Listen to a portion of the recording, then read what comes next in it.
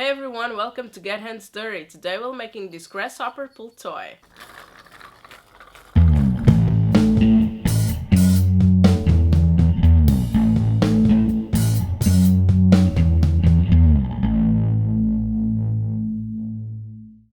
I've been making these grasshopper toys occasionally, and it all started about 16 months ago with a whisper in my ear. I was inspired by the Wood Whispers video, and I actually used this template to draw the bodies and legs of my version of this toy.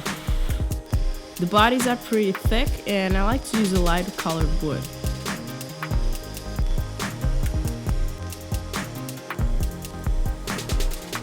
The body is cut on the bandsaw and sanded until all surfaces are really smooth to the touch.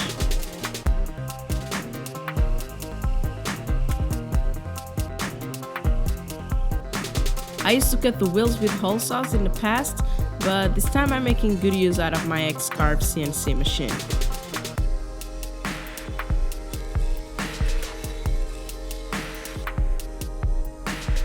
The various holes are transferred with a breadpoint bit, and you'll see how they work in a minute.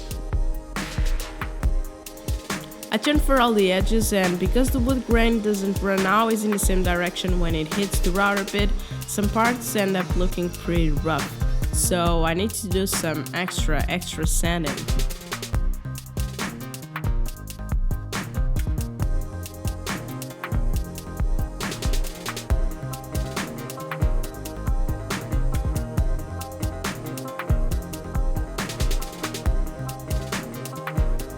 I'm drilling the holes for the wheel's axles, and this hole is for the rope. The middle mark is drilled from both sides, and it's the only hole that doesn't go all the way through.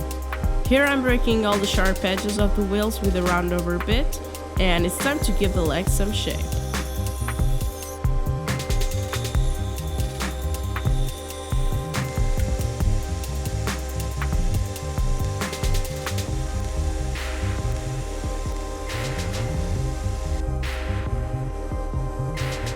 I punched the hole marks and drilled them carefully with the breadpoint bit so they can later receive aluminum pins. I like to throw up some vivid green color on the legs, and I'm using a liquid watercolor as a dye. I think it's really nice to get transparency and see the wood grain behind the color. I give all the parts 2 to 3 coats of polyacrylic varnish.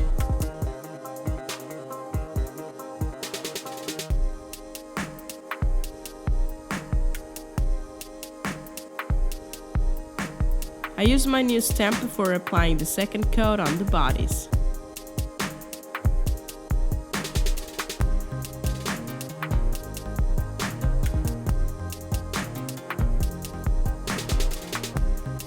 To get the correct size for the aluminum rod, I assemble the wheels with washers in the middle and make a mark.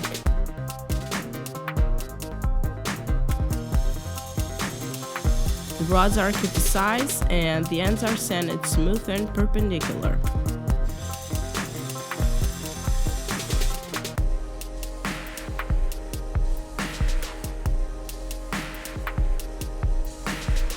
The back wheels need a hole to attach the skinny legs that only goes out the way through.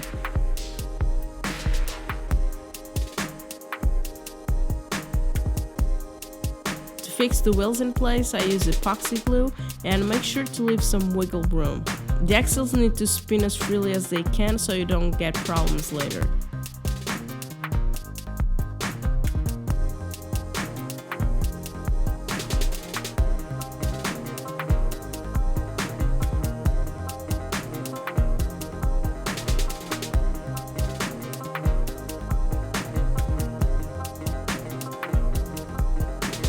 Make sure that the back wheels have the holes in opposite directions.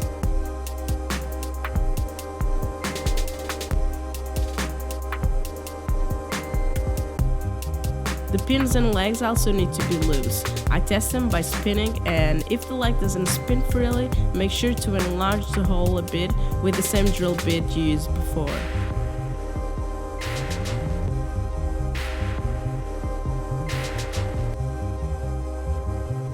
When the glue is set on the wheels, I move on and assemble the legs.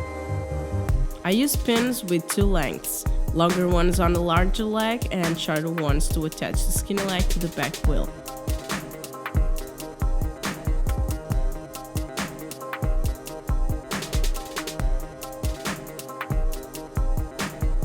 Now let's glue them up.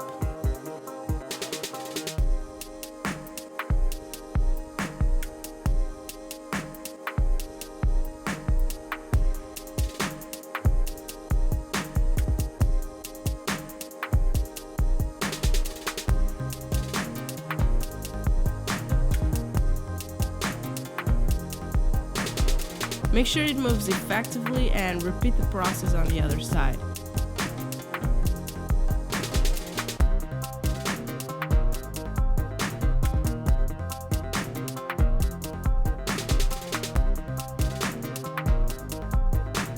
Now comes the fun part of applying the antennas, bells, and googling eyes.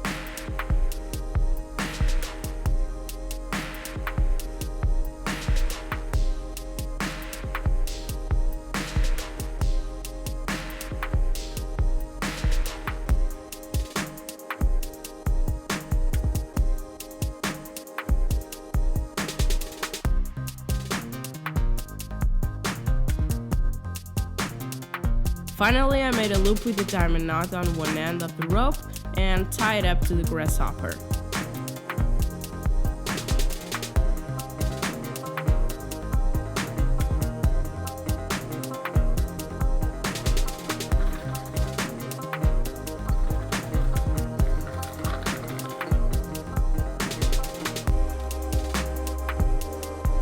Thanks everyone for watching, and I'll catch you later.